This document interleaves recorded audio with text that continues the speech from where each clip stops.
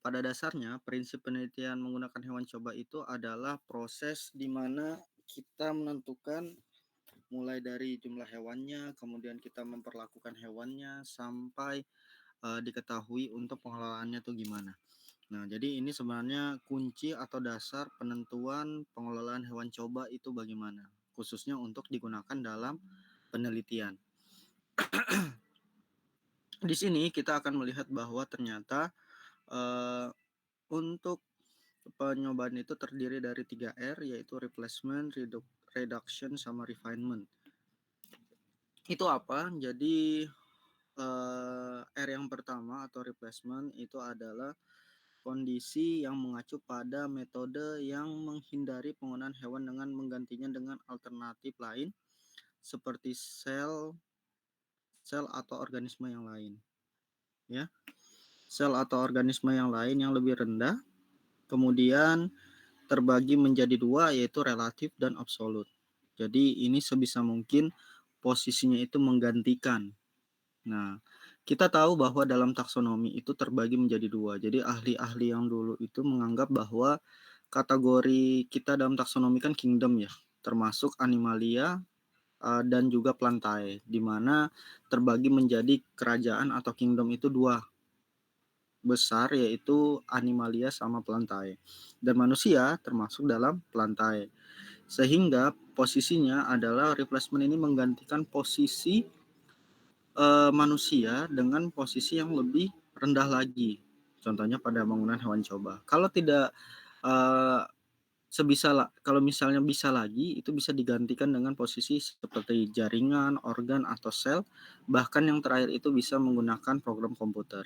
Karena sebisa mungkin sebelum penelitian itu jangan langsung ke objek uji, misalnya tujuannya obat itu untuk ke manusia, langsung digunakan pada manusia, tetapi harus punya tahapan terlebih dahulu dan sebisa mungkin dengan, mulai dari yang terkecil seperti dari program terlebih dahulu.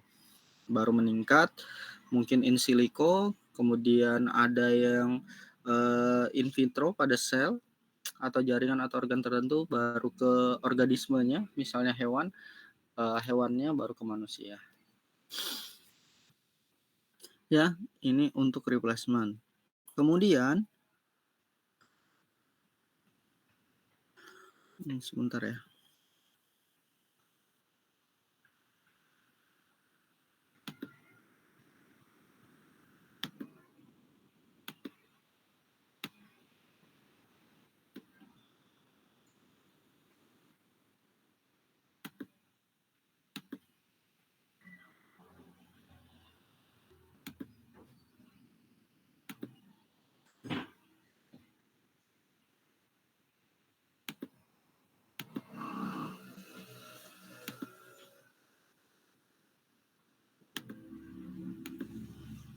Ya. Kemudian ada yang namanya R yang kedua, yaitu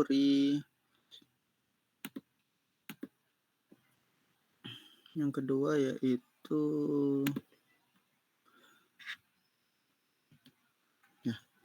ya, reduction ya. Nah, jadi reduction yaitu mengacu pada metode yang meminimalkan penggunaan hewan dan memungkinkan peneliti untuk memperoleh jumlah informasi yang sebanding dengan menggunakan lebih sedikit hewan atau untuk mendapatkan lebih banyak informasi dari jumlah hewan yang sama tanpa meningkatkan rasa sakit atau kesusahan, tetapi tetap mendapatkan hasil yang optimal.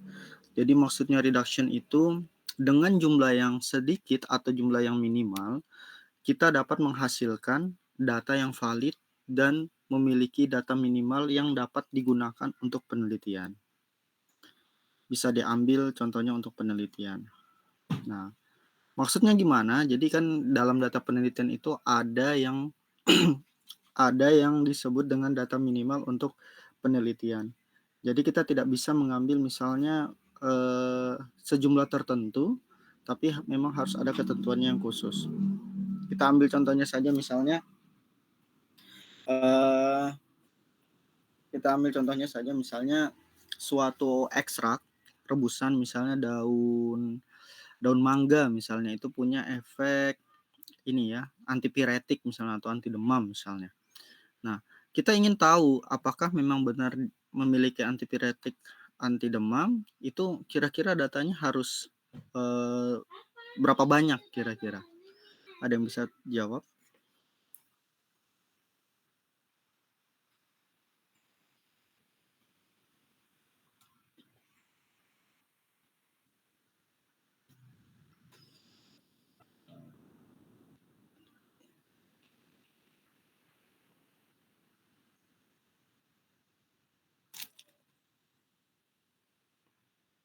Halo, ada yang bisa jawab?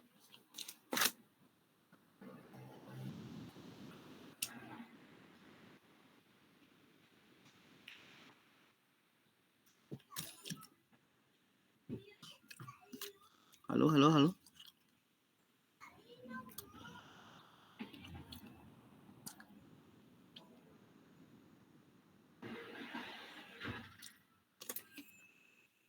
Halo, ada yang bisa jawab? Data minimal berapa? Ada berapa banyak? 3, Pak. 3. Siapa yang jawab tadi? Najwa, Pak. Oke. Kenapa 3, Najwa? Karena kalau misalnya dia minimalnya 2, misalnya kalau misalnya dia minimalnya 2, terus satunya dia berhasil, satunya enggak, itu nggak bisa dijadiin data, Pak. Terus nggak bisa masuk di statistik juga kalau mau dibikin apa namanya, statistiknya gitu. Oke.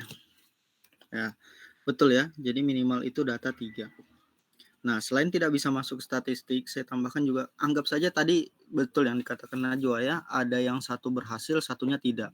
Satunya misalnya positif mempunyai aksi antiviretik, yang kedua tidak punya aksi antipiretik. Nah, diperkuat dengan data yang ketiga. Jadi data yang ketiga itu adalah untuk menentukan apakah kecondongan kemana, ke positifkah atau ke negatifkah, yang punya aktivitas kah atau tidak aktivitas. Makanya data minimal itu adalah 3. Ya, bagus ya Najwa ya. Oke, sekarang ini ada contohnya dalam penggunaan reduction itu kita menggunakan rumus Federer, di mana ada rumus n-1 sama dengan t-1 lebih besar daripada 15. N itu jumlah hewan tiap kelompok dan T sama dengan jumlah kelompok. Jadi N atau T ini variabelnya bebas. Karena untuk mempermudah saja, jadi saya menggunakan N atau T. Bisa gunakan huruf yang lain ataupun variabel yang lain. Nah, sekarang coba kerjakan untuk ini. Contohnya saja dalam slide itu, Novarian adalah peneliti yang ingin menggunakan hewan coba, ingin menguji ekstrak daun singkong ke hewan coba dengan menggunakan 3 kelompok uji. Berapa hewan yang dibutuhkan?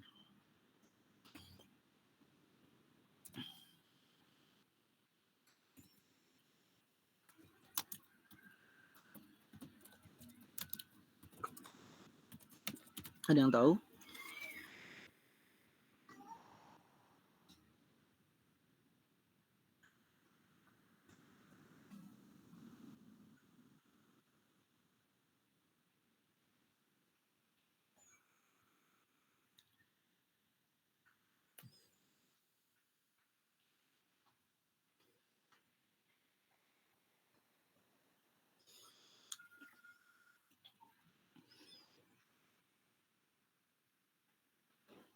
Halo, ada?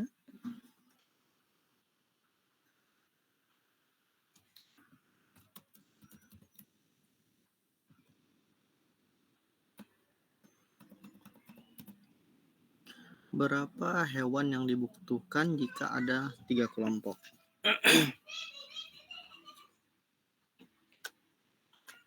Pak, sebelumnya izin bertanya, Pak. Ya. Itu rumusnya N-1 dikali T-1 nggak, Pak? Iya. Dalam kurung N-1 dikali dikali T-1 lebih besar 15.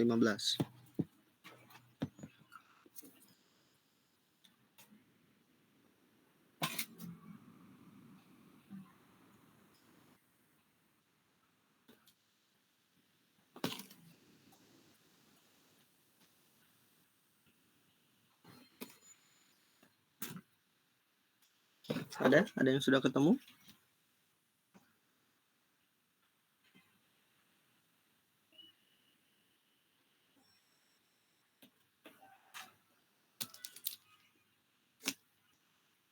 Izin jawab Pak. Mungkin jawabannya 8 hewan Pak. 8 hewan lebih.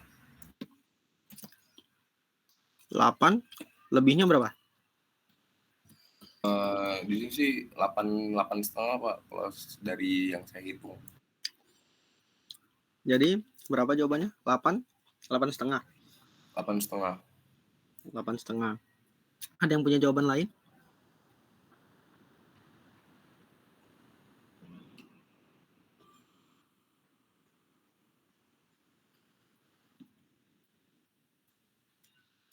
Aryo ya tadi yang jawab ya? Iya Pak. Nah, Aryo menjawabnya ada 8,5 hewan. Nah, kalau yang lain ada yang punya jawaban? Atau sama semua?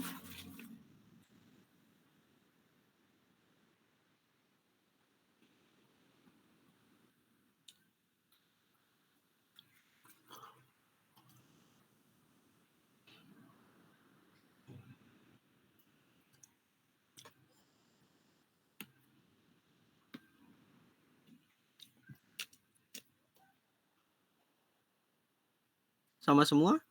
Atau nggak tahu Pak, dapat dari mana tuh 8,5?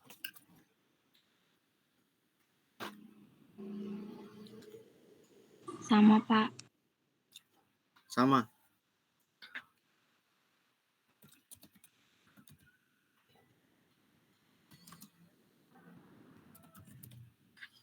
Sama, jawabannya sama.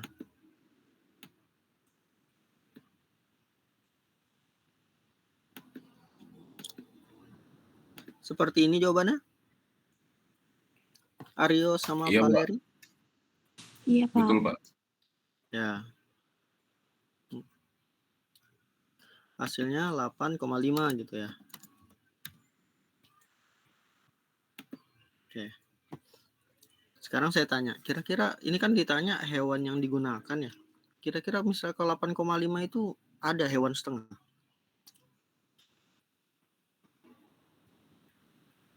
Nggak ada Pak. Nah, itu. Jadi, ini yang digunakan dibulatkan adalah menjadi 9 ya.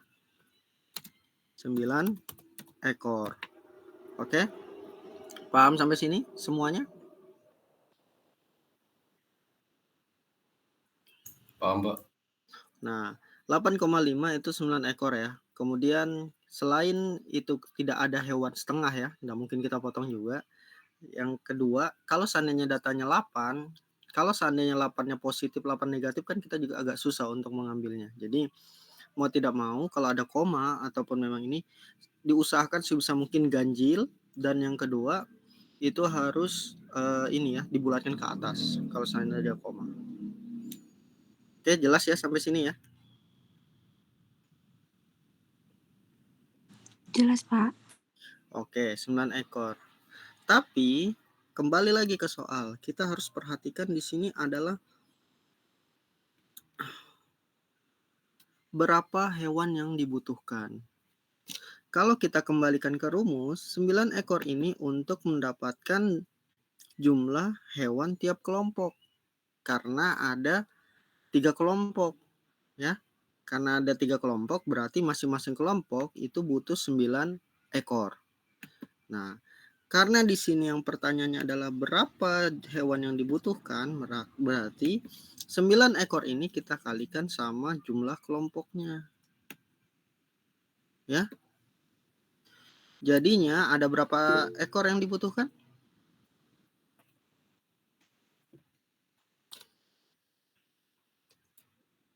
Ada berapa ekor yang dibutuhkan?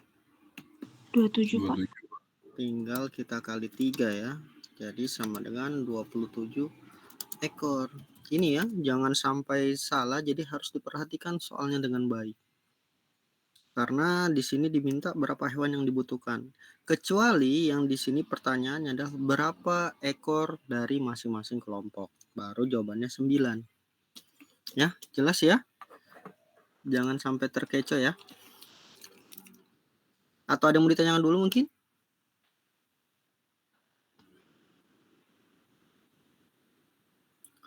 Sudah jelas? Oh, Nur Halimah raise hand. Nur Halimah, ada yang mau ditanyakan Nur Halimah?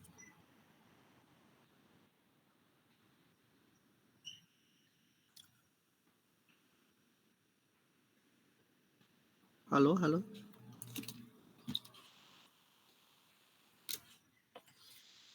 Halo, Nur Halimah?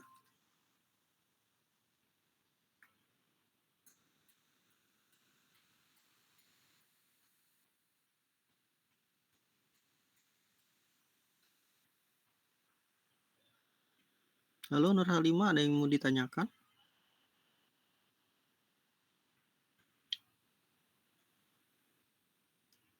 Atau tertekan mungkin ya. Yang lainnya ada yang mau ditanyakan atau sudah jelas?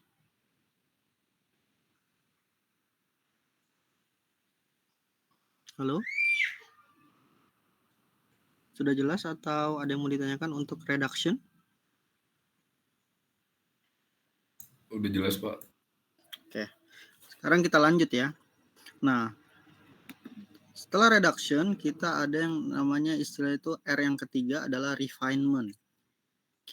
Jadi, refinement ini mengacu pada metode yang meminimalkan atau mengurangi potensi rasa sakit dan kesusahan, serta meningkatkan kesejahteraan untuk kehidupan hewan dengan memodifikasi teknik atau metode penelitian, serta meminimalisir perilaku yang menyakitkan sehingga menjamin kesejahteraan hewan coba sampai akhir penelitian.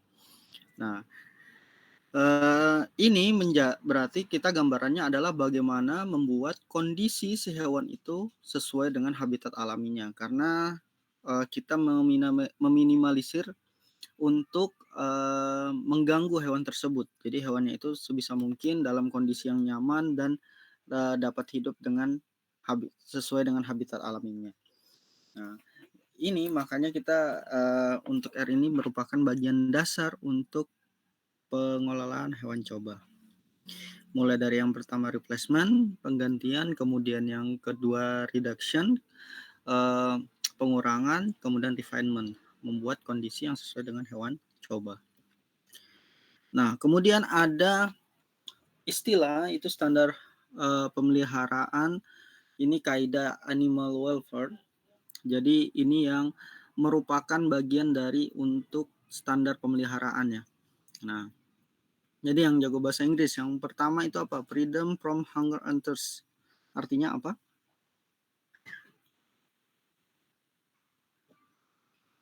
Bebas dari rasa lapar dan haus. Oke. Jadi freedom from apa? Animal welfare yang pertama itu adalah bebas dari rasa lapar dan haus. Jadi sebisa mungkin dalam pengelolaan hewan coba kita harus mempunyai atau membuat kondisi jangan sampai hewan itu mengalami kehausan ataupun kelaparan. Karena kondisinya tersebut dapat mempengaruhi hidupnya. Karena kalau seandainya tidak, apalagi kalau haus ya, makanya dalam suatu penelitian itu atau artikel sering disebutkan untuk minumnya itu hewan itu harus ad libitum. Artinya apa? Itu sepuasnya. Karena kita tidak bisa mengontrol dia haus atau tidak karena kondisinya itu dia membutuhkan itu. Nah, kenapa? Karena kalau seandainya tidak dipenuhi itu dapat menyebabkan stres. Kalau stres itu dapat mengganggu hasil penelitian, bahkan menimbulkan kematian. Bayangkan saja tadi kayak misalnya data itu kita butuh misalnya tadi 9 ekor ya. Satu mati berarti tinggal 8 ekor. Kemudian kita ingin menentukan apakah punya aktivitas atau tidak. Ternyata 4-4-nya ini 4 positif, 4 negatif. Nah, itu akan menjadi kesusahan bagi kita juga. Makanya ini penting dipelajari karena ini merupakan bagian dasar untuk kita memelihara atau standar pemeliharaan. Oke. Nah, jelas sampai sini?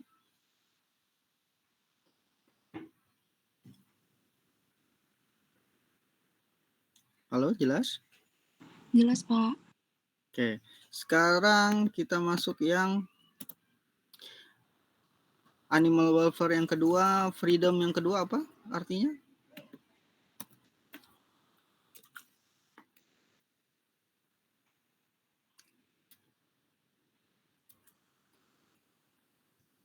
Yang jago bahasa Inggris? Yang kedua apa?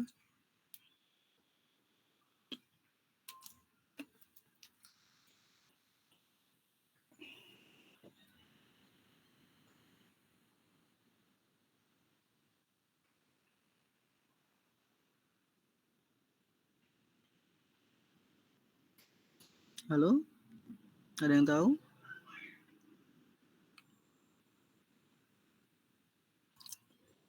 Yang kedua apa? Yang jago bahasa Inggris? Izin menjawab, Pak. Bebas dari panas dan rasa tidak nyaman secara fisik. Oke. Bebas dari rasa panas dan ini ya, ketidaknyamanan fisik ya. Nah, ini mengacu pada sesuai dengan cara kita menempatkannya atau cara mengkondisikan kandangnya sesuai dengan kondisi perilaku alaminya. Nah, jadi jangan sampai hewan itu memiliki kepanasan. Karena hewan itu rata-rata sensitif dan kalau misalnya dikasih panas itu dapat mempengaruhi kondisi fisiologis tubuhnya. Apalagi dikasih kondisi yang memang ternyata fisiknya itu tidak nyaman. Contohnya saja misalnya ternyata kita memberikan alas tidurnya atau beddingnya atau sekamnya, contohnya sekam itu yang tajam-tajam. Nah, itu tidak membuat nyaman, malah membuat luka. Ya. Jadi ini yang harus kita perhatikan. Kemudian yang ketiga, ini ada ketiga apa artinya? Bebas dari rasa sakit, penyakit, dan luka, Pak. Oke.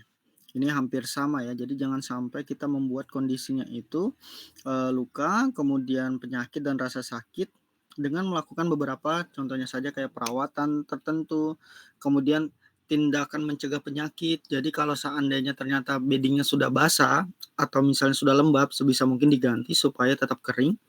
Karena kalau kondisinya ternyata basah, lembab, itu dapat membuat timbul mikroorganisme baru. Khawatirnya malah menginfeksi si hewan coba.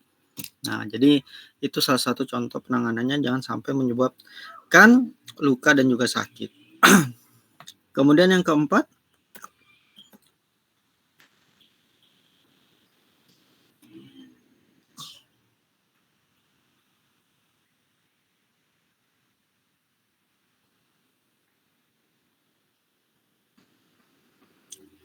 apa? Bebas mengekspresikan tingkah laku alami hewan, Pak.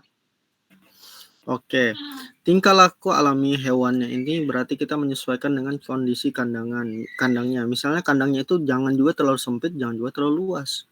Misalnya hewan ada yang suka berkumpul kayak mencit. Nah, itu jangan dibuat sendiri. Jadi kita menyesuaikan dengan kondisinya, dia suka berkumpul. Kemudian contohnya saja misalnya dia ada yang fotofobik kayak mencit juga. Jadi jangan sampai kasih seharian penuh dikasih ruangan yang terang misalnya atau terkena cahaya. Nah, jadi kita bisa menyesuaikan dengan itu. Atau bahkan kita bisa menyiapkan untuk yang hewan-hewan itu misalnya ini ya, kayak kondisi berinteraksi dengan sosial dengan teman-temannya. Jadi yang misalnya berkumpul atau kalau misalnya tidak suka menyendiri ya kita kasih suka menyendiri. Misalnya kayak tikus itu masih bisa dia bertahan dengan walaupun dia sendirian. Nah, beda dengan mencit. Kalau mencit itu harus berkumpul. Oke, kemudian F yang kelima.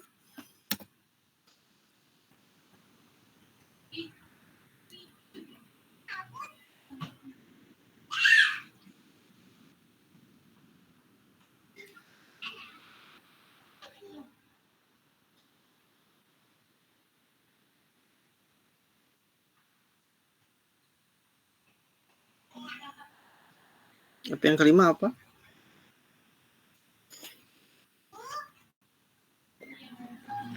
Terbebas dari rasa takut dan distres, Pak. Oke, rasa takut dan distres. Ya, kita anggap saja misalnya ya, ternyata di kandangnya itu ternyata di sekitarnya itu dikasih hewan predatornya, misalnya kucing. Nah, yang terjadi adalah dia stres gara-gara apa? Takut sama predatornya, takut dimakan ya. Apalagi kalau ternyata dikasih dalam satu kandang itu ada tikus sama ular. Nah, itu bisa menjadi bukan lagi ini ya, bisa jadi hewan coba kalian itu jadi santapan bagi si ular tersebut. Nah, makanya jangan sampai membuat kondisi seperti itu. Jadi kondisinya ya kalau bisa nyaman, tidak ini sejuk dan juga tidak ada predator-predator yang dapat penyebab kondisinya hewan itu mengalami stres. Oke. Sampai sini jelas ya untuk standar pemeliharaan ya. Atau ada yang mau tanyakan dulu?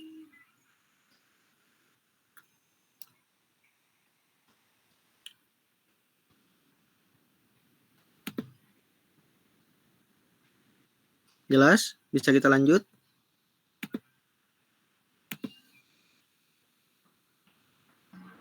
Bisa, Pak. Oke. Sekarang kita masuk ke setelah standar pemeliharaan, ada yang namanya itu adalah BCS atau Body Conditioning Scoring. Nah, BCS ini contohnya adalah bukan contoh ya. Jadi maksudnya ini adalah kita menilai secara makroskopik hewan itu dengan kondisi fisiknya dengan melihat secara kasat mata. Nah, secara kasat mata kita dapat tahu bahwa ternyata memang ada beberapa hewan itu dinyatakan layak untuk dijadikan hewan percobaan atau hewan penelitian, ada yang tidak. Nah, kita melihat itu berdasarkan apa? Jadi kita berdasarkan dengan pengamatan secara kasat mata dan juga pengamatan fisik. Nah, itu biasanya kita melihat dengan kasat mata dan biasanya kita cukup dengan memegang atau menempatkan pada bidang datar, kemudian kita perhatikan. Nah, kita melihat dari belakang, dan ini biasanya nilai BCS yang digunakan yang baik itu kalau misalnya nilainya 3. Cara tahu nilainya 3 atau tidak itu dari mana, itu bisa kita ngelihat berdasarkan gambar. Nanti dilihatkan pada gambar ya, slide-nya itu. Nah, jadi kondisinya itu kita memperhatikan bahwa kondisinya itu di hewan kayak tadi sudah dijelaskan, misalnya ada kondisi kena tumor misalnya atau kanker. Tentu bagiannya itu tidak sama ya. Jadi kalau misalnya kita tekan bagian tertentu itu agak seperti ada benjolan. Nah, tentu itu tidak baik untuk digunakan hewan coba. Sebagai ini ya, sebagai apa namanya? Sebagai hewan penelitian. Nah, yang bagus itu nilai 3 karena nilai BCS itu 1 sampai 5. Di mana 1 itu menunjukkan bahwa hewan kekurangan gizi. Kemudian 2 itu agak apa namanya? Agak sedikit bergizi, yang ketiga itu normal, yang keempat itu gemuk, yang kelima itu obesitas. Nah, contohnya ini pada gambar yang seperti ini, jadi gambarannya. Jadi kita melihat pada bagian belakang, kita tempatkan pada suatu media atau kita pegang dengan tangan kan, dari belakang itu akan kelihatan. Nah, kalau yang satu ini terlalu kurus karena memang kondisinya itu tidak bergizi ya. Jadi kelihatan rangka-rangkanya. Tidak ada ototnya, bukan tidak ada ya, ada tapi kecil sekali. Kemudian lemaknya juga sedikit sekali, jadi jelas rangkanya. Nah, masuk yang kedua itu untuk ini masih kelihatan rangkanya, tapi dia terhitung kategori kurus atau kurang bergizi. Nah, ini juga tidak baik disarankan karena khawatirnya kalau misalnya terlalu kurus atau masih kurang bergizi itu kita menginduksikan malah terkena organ yang lain. Jadi dikhawatirkan berbahaya. Nah, yang baik itu adalah yang ketiga, yaitu dalam kondisi yang baik, kemudian tidak ada tonjolan tulang atau rangkanya, kemudian kita merasakan tampak atas biasanya sudah lebih kurus dan tampak berisi, dan cukup untuk ideal. Maksudnya ideal itu kita rasain itu ya lemaknya cukup, kemudian ototnya juga cukup, itu yang kita tentukan. Nah, berbeda yang kayak keempat. Keempat itu sudah ke arah gemuk, jadi agak susah untuk menentukan rangkanya, tidak bisa terlihat dengan jelas, sehingga agak susah kita untuk menentukannya. Apakah ini memang ototnya atau lemaknya atau yang lain. Dan agak susah untuk merasakan tulangnya. Dan yang keempat ini kondisinya itu obesitas. Jadi agak susah untuk kita dapat mengetahui rangkanya itu bagaimana, kemudian timbunan lemak, karena ini terus sudah tertimbun dengan lemak dan kita tidak tahu ototnya yang mana. Apalagi kalau penelitian ini susahnya karena apa? Pada saat kita menginduksi ternyata kita ingin menginduksi intramuskular, misalnya pada otot pahanya. Agak susah karena tertutup lemak. Takutnya malah nyangkut di jaringan lemaknya. Nah, ini untuk nilai BCS. Jadi kita berlihat dari sini semua. Setelah kita tahu untuk prinsipnya ada 3R, kemudian kita standar pemeliharaannya ada 5F, kemudian kita mengetahui nilai BCS-nya itu yang baik yang mana. Nah, sampai sini ada yang mau ditanyakan? Dari tadi? Kalau cukup kita lanjut ya. Nah, mungkin kita lanjut saja karena ini cukup panjang. Nah, selanjutnya ada pengelolaan hewan coba. Jadi, pengelolaan hewan coba, pada dasarnya kita punya mengacu pada yang tadi, mengacu yang pada 3R, 5F, dan nilai BCS itu ditentukan menjadi 9 gambaran besar untuk pengelolaan hewan percobaan. Jadi mulai dari kondisi bangunannya, kemudian sanitasinya, kemudian tersedia makanan, kebutuhan air, sirkulasi udara, penerangan, kelembaban, dan temperatur ruangan, keamanan, bahkan training khusus bagi personil. Jadi arahnya itu pengelolaan adalah dasarnya seperti ini. Di mana kita melihat pada kondisi bangunan menyesuaikan dengan kondisi seperti hewan tadi, pada kondisi perilaku alaminya atau habitat alaminya kita harus menyesuaikannya. Kemudian sanitasi mulai dari kebersihannya, sistemnya bagaimana, kemudian pembersihannya gimana, itu sudah dasarnya di situ. Karena kalau kita tidak mengikuti itu akhirnya akan bisa stres hewannya. Kemudian tersedianya makanan, kebutuhan air, sirkulasi udara, kelembaban dan temperatur ruangan juga diperhatikan. Nah, ini untuk manajemen pemeliharaan ada istilah lingkungan makro, jadi mulai dari temperatur ruangan, kelembaban, diferensial, pressure, ventilasi, cahaya, kemudian kebisingan. Nah, ini yang menjadi dasar untuk menjadi dasar untuk pemilihannya ya, karena kita harus menyesuaikan. Contohnya saja kayak misalnya mencit, itu temperatur ruangannya itu 20-26, tikus itu 20-26, kavia ini marmut ya 20-26 juga, dan kelinci itu 16-26. Kelembabannya di sekitar 40-85%. Kemudian di tekanannya itu untuk beradang itu harus tekanan positif dan tekanan negatif. Ini kalian cari tahu ya apa bedanya. Kemudian frekuensi pemantauan itu 2 kali per hari, pagi dan sore. Ini untuk personil atau orang yang menjaga atau memelihara. Kemudian ada ventilasi. Ventilasinya itu 10-20 kali per jam. Kemudian ada air handling unitnya. Dan untuk cahayanya itu tingkatan 300-450 lux, 1 meter di atas lantai. Dan kebisingan itu lebih kecil sama dengan 85 dB. Jadi kita sampai mengetahui untuk lingkungan makronya. Kemudian untuk rekomendasi jumlahnya, ini bahkan pemberian pakan itu sampai disebutkan juga ya. Mulai dari jadwal minumnya, cara pakannya juga sudah disebutkan. Di sini sampai 5-5 gram, ini diatur juga. Minumnya juga kita menyediakannya ini 250-350 mili. Padahal kalau kita tahu bahwa kapasitas dari si mencit itu cukup 1 mili. Tapi disediakan ini tujuannya untuk apa? Tujuan untuk sampai tidak, ibaratnya selalu tersedia hewannya, tersedia makan dan minumnya. Ya. Kemudian ada pemeliharaan harian.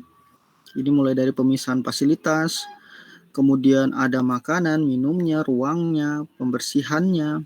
Nah, siklus gelap terangnya itu 12 jam terang, 12 jam gelap. Nah, kemudian limbah padat itu kotorannya itu dimusnahkan dengan insenerator, dan limbah cair itu biasanya killing tank. Dan ini adalah contoh kandang mencit, dan kandang tikus juga biasanya seperti ini. Nah, kemudian untuk kavia atau marmut, ya, ini seperti ini dan kelinci untuk ini. Jadi memang agak berbeda ya, kalau kita lihat itu ternyata untuk lantainya, antara tikus dan mencit itu, ini kita lihat bahwa ini ya, bedanya antara solid, ini kan di sini ada solid sama mesh. Kalau mesh itu jaring-jaring, jadi terjatuh ke bawah, kayak di kavia ini kayak ada pegangannya. Jadi bentuknya mesh itu ditarik, agak bolong, jaring-jaring ya. Kalau yang untuk solid tadi itu datar, dan yang diganti itu adalah sekamnya. Sedangkan kalau ini kotorannya langsung bisa diambil. Sama juga kayak kelinci, jadi ada namanya itu mesh yang akan menarik sistem tray itu yang akan menarik kotorannya itu. Jadi kotorannya di bawah ditampung, kemudian ditarik langsung dari tray-nya tadi.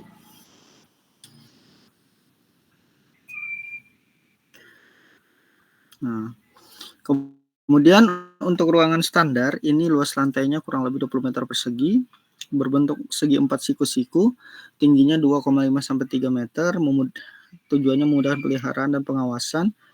Ventilasi mampu mengalirkan 15 sampai 20 kali setiap menit. Penerangan bisa diatur terang gelap 12 jam bergantian. Hindari suara bising baik yang terdengar ataupun tidak terdengar atau ultrasonik.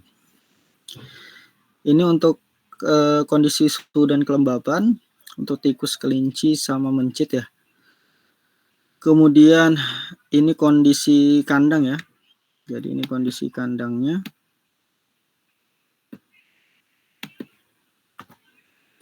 Ya, kondisi kandangnya. Kemudian ada alas tidurnya.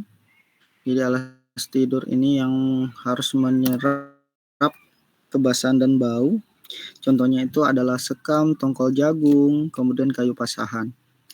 Kemudian ada disinfektan.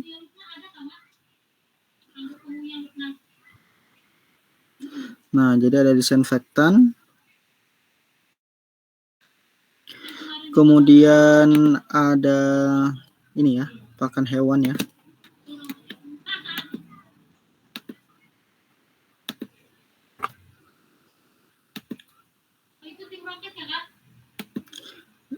Nah, disinfektannya itu sampai ditentukan untuk kandungannya apa saja yang biasa digunakan, mulai dari natrium hipoklorit, larutan etanol, natrium hidroksida, glutaraldehid, kemudian larutan lisol. Kemudian pakannya, ini pakannya itu ini ditentukan juga ya, 3-4 gram per hewan per hari. Jadi dihitung berdasarkan jumlah hewan dalam satu kandang. Kemudian ini resepnya, sampai resep makanan untuk mencit dan tikus juga ada ya. Bahkan dari resepnya ini itu sampai kandungan juga mineral yang terkandung itu harus ada apa saja. Jadi tidak asal-asalannya, memang kita cukup memperhatikan hewannya ini. Nah, resep makanan kelinci ada juga tepung, jagung. Kalau kavia belum ini ya, saya belum dapat untuk resep-resepnya, jadi baru kelinci, tikus, dan mencit. Nah, kemudian air minum ini tersedia tanpa dibatasi, karena harus disiapkan sepuasnya dan ad libitum ya.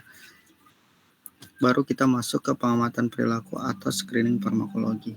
Ini untuk melihat karakter dari si hewan dan menentukan hewan itu sehat atau tidak. Kemudian ada karantina dan conditioning. Ini contohnya saja kayak dulu ya, kita melihat pada kondisi COVID-19 yang dulu. Untuk melakukan praktikum kita harus memerlukan hewan dari luar pulau. Jadi mau tidak mau kita harus menyesuaikan kondisinya. Kenapa ada istilah karantina dan conditioning? Karena kita mencoba untuk hewan ini disesuaikan atau untuk adaptasi. Kenapa?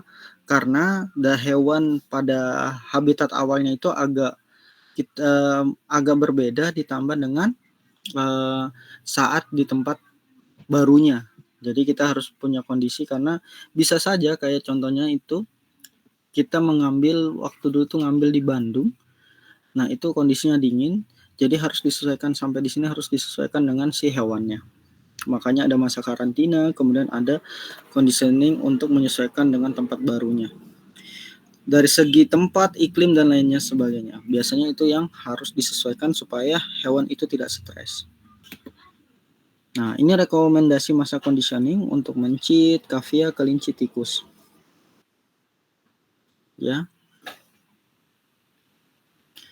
Oke, sampai sini jelas untuk pengelolaannya.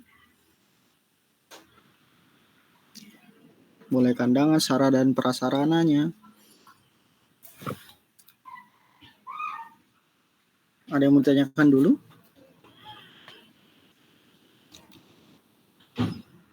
Bisa kita lanjut? Bisa, Pak. Oke. Nah, setelah kita tahu dari sarana dasarnya, kemudian ada sarana dan prasarana, sekarang kita masuk ke data biologis hewan. Nah, jadi kita harus tahu juga data biologisnya hewan dikatakan sehat, kemudian hewan dikatakan sakit. Nah, kita mulai dari mencit. Jadi kita harus tahu dulu data biologis mencit itu bagaimana sih secara normalnya itu. Jadi kita bisa lihat dari ini. Mungkin kalian bisa screen capture nanti sambil dibacakan. Screen capture baru kalian baca sendiri, karena kalau saya bacakan ini kita akan menyita banyak waktu ya. Jadi di sini ada lama hidup sampai implantasi. Kemudian ada berat dewasa, berat lahir sampai kondisi sel darah putih dan glukosa juga. Kemudian ada neutrofil sampai plasenta. Nah, kemudian ada uterus dan kecepatan tumbuh. Ini untuk data biologis mencit. Dan untuk sifat dan karakteristiknya, sifatnya itu mencit itu yang banyak merupakan yang banyak dalam digunakan ya, karena murah dan juga mudah untuk dipelihara. Kemudian sifat hewan ini sensitif, mudah bersifat penakut dan fotofobik, dan cenderung berkumpul sesamanya serta bersembunyi. Aktivitas di malam hari ini lebih aktif, dan kehadiran manusia akan mengurangi aktivitasnya atau mengganggu.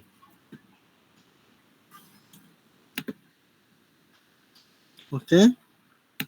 Ini sifat dan karakteristiknya. Kemudian ada tikus. Nah, kalau tikus, ini data biologisnya ya, mulai dari lama hidup, lama implantasi. Silakan kalian screen capture, baru ada berat dewasa sampai sel darah putih. Kemudian ada neutrofil sama plasenta. Kemudian ada uterus sama kecepatan tumbuh.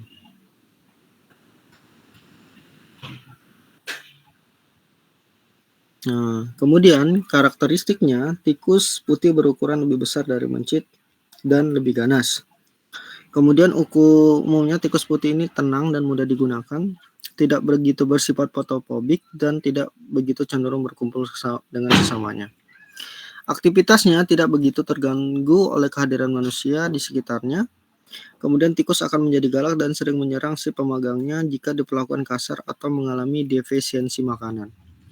Makanya kalau ini kita kadang lihat ini ya, kalau kelaparan itu tikus bahkan mencit juga bersifat kanibal ya. Jadi dia bisa memakan temannya sendiri.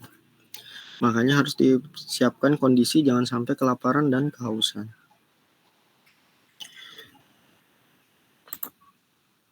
Nah, baru kemudian ada kelinci. Kita melihat data biologis kelinci, silakan di screen capture ya. Implantasi. Kemudian ada mulai dari berat dewasa sampai sel darah putih. Kemudian ada neutrofil sama ini ya, sampai data hematologi. Kemudian ada uterus sama kecepatan tumbuh. ya. Di sini kita lihat contohnya saja kayak misalnya kita ingin mengetahui bahwa kondisinya itu normal atau tidak melihat dari kadar glukosa. Karena kita menentukan contohnya saja pada pengujian antidiabetik ya. Nah, itu kita biasanya melihat pada kadarnya kan. Kadar glukosa normal itu berapa. Nah, ini bisa kita lihat datanya. Makanya harus diketahui dulu untuk ini. Kategori normal bagaimana, kemudian tidak itu seperti apa. Kalau lebih atau kurang dari parameter yang sudah ditentukan maka itu berpotensi ke arah tidak normal. Oke. Kemudian sifat dan karakteristik, kelinci jarang sekali bersuara kecuali dalam keadaan nyeri yang luar biasa. Kelinci cenderung berontak jika merasa terganggu. Hewan ini hendaknya diperlakukan secara halus, namun sigap karena ia cenderung berontak. Ya. Jadi ini yang perlu diperhatikan juga, cukup sensitif ya untuk kelinci, jadi harus diperlakukan dengan baik.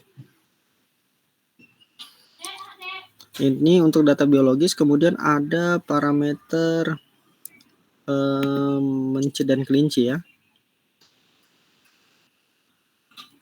Nah, di sini ini cara menentukan hewan juga kita ngelihat tadi ya. Kalau data biologis itu mungkin ke arah secara lewat dalam ya. Nah, kalau ini kita melihat secara luar atau makroskopik. Jadi itu biasanya kita melihat pada bentuknya. Contohnya hewan itu kita letakkan pada tempat yang datar. Nah, kalau kita lihat ternyata kondisinya itu hewan dalam keadaan diam, kan dalam diam itu berarti tidak normal. Karena biasanya kalau kita letakkan di dalam tempat yang datar dia akan berusaha untuk mengelilingi sekitarnya dan ingin mencari tahu. Nah, kalau misalnya diam itu tidak baik. Karena kalau kita lihat ternyata dia kondisinya itu tidak baik, mulai dari berdirinya, kemudian tidak ada aktivitas atau diam saja, itu tidak berarti hewan tidak dalam keadaan normal.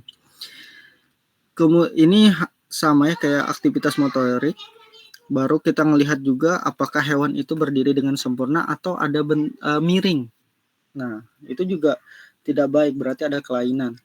Karena ada beberapa contoh itu misalnya kita letakkan dia tuh kepalanya miring. Nah, itu jadi itu tidak normal. Kemudian ada refleks pineal. Nah, jadi refleks pineal itu kita biasanya menggunakan kayu atau pulpen itu untuk melihat refleks dari telinganya. Jadi biasanya kita cukup melewatkan saja pada telinganya itu dari atas ke bawah, melewatkan saja. Kalau seandainya dia kembali ke posisi semula berarti itu normal. Tapi kalau yang seperti gambar ini tidak normal karena dia miring, tidak kembali ke normal. Coba kita lihat kayak misalnya gambar di sini ini kondisinya itu dia ini ya, agak ada namanya berbeda dengan yang sebelumnya. Kemudian ada ptosis, ini abnormalitas mata seperti bengkak pada kelopak mata dan bahkan menutupi. Biasanya juga agak berwarna kemerahan ya. Ini juga yang dapat tidak cocok untuk digunakan pada hewan karena ini berarti ada kelainan. Namanya itu adalah ptosis. Oke, selanjutnya ada grooming. Grooming ini sikap hewan itu selalu menggaruk-garuk mukanya.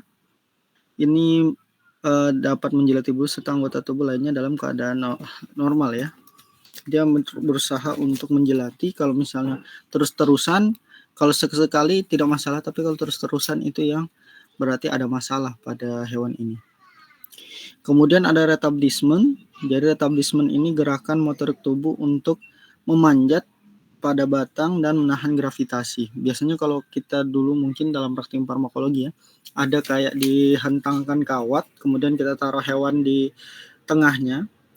Kalau dia berusaha untuk bertahan supaya tidak jatuh, bahkan menggunakan semua kakinya, bahkan ekornya pun itu juga akan melilit pada kawat tersebut untuk agar tidak jatuh. Ini berarti hewannya normal.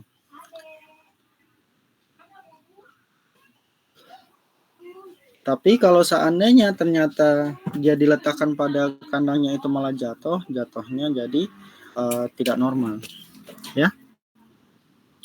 Kemudian tremor. Kalau tremor ini gemetar ya, biasanya kita meraba pada bagian hewannya itu terasa, tapi kalau secara kasat mata tidak terlihat, kita biasanya megang itu selalu ada gemetaran.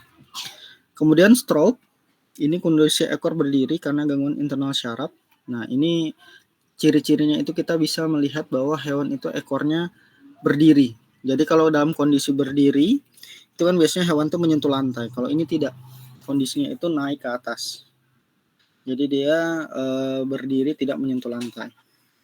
Kemudian ada piloereksi, ini kondisi bulu tegak karena hewan mengalami ketegangan. Jadi bulu-bulunya itu kalau misalnya itu jatuh, kalau biasanya normal, kalau ini tidak agak berdiri. Nah, itu juga ada kelainan. Kemudian lakrimasi, keluarnya cairan mukosa dari mulut, hidung, dan mata yang berlebihan. Biasanya kita kelihatan itu basah pada mukanya. Dan kadang kita bisa menggunakan tisu untuk mengetahui apakah itu basah atau tidak. Kemudian urinasi, ini mengeluarkan urin secara berlebihan. Jadi banyak sekali urin yang keluar ya. Jadi ini juga tidak baik. Biasanya itu kondisinya stres yang tinggi. Begitu juga dengan fesesnya ya. Itu juga kondisinya itu tidak baik kalau berlebihan. Oke, sampai sini jelas?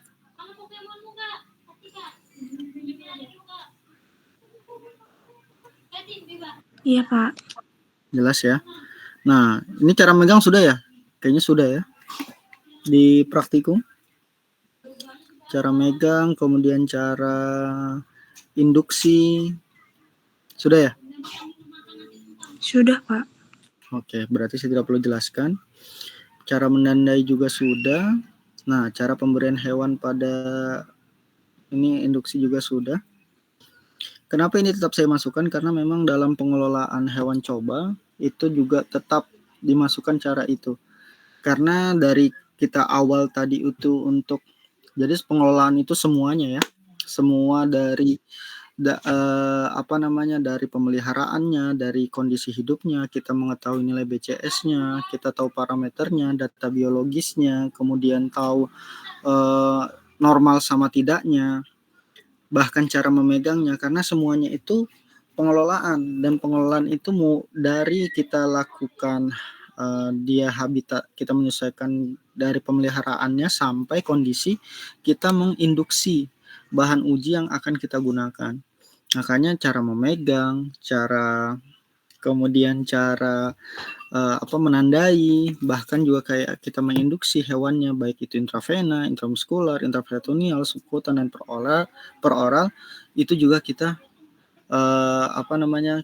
kita harus tahu.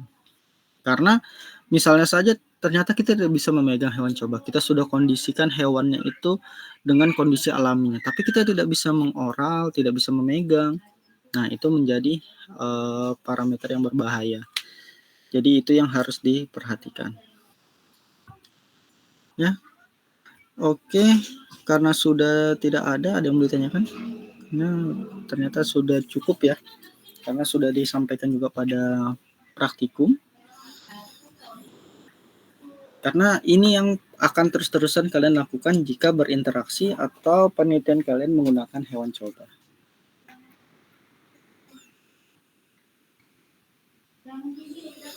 Oke, sampai sini yang boleh ditanyakan dulu mungkin. Karena sudah tidak, sudah habis ya. Pak, saya izin bertanya, Pak. Oke, silakan. Tapi ini pertanyaannya di luar mata kuliah, Pak. Boleh. Jadi kan saya penanggung jawab buat mata kuliah IESO, Pak. Terus kemungkinan jadwal yang bisa untuk 3 kelas gabung itu selain hari Sabtu ada di hari Senin, Pak. Hari Senin ya? Iya, Pak. Senin pagi atau mungkin siang, Pak. Kalau dari Bapak gimana, Pak? Bapak bisa nggak, Pak, Senin buat ngajar? Kalau Senin, insya Allah, Senin bisa insya Allah. Kan aneh karena saya paling praktikum itu siang dan praktikumnya juga sesuai tema ya.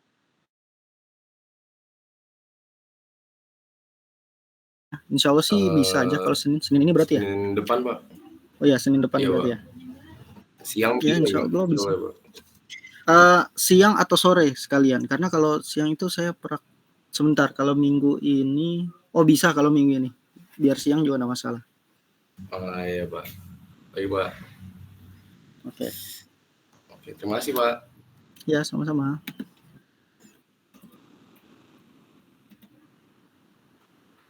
Oke, sampai sini yang mau ditanyakan dari awal sampai akhir pertemuannya.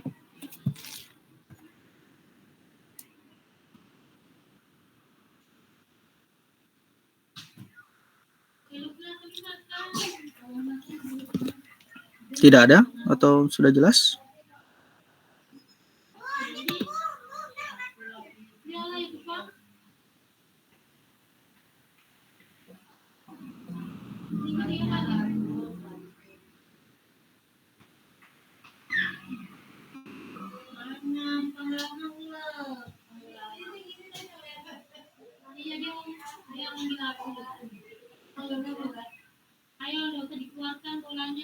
Ada?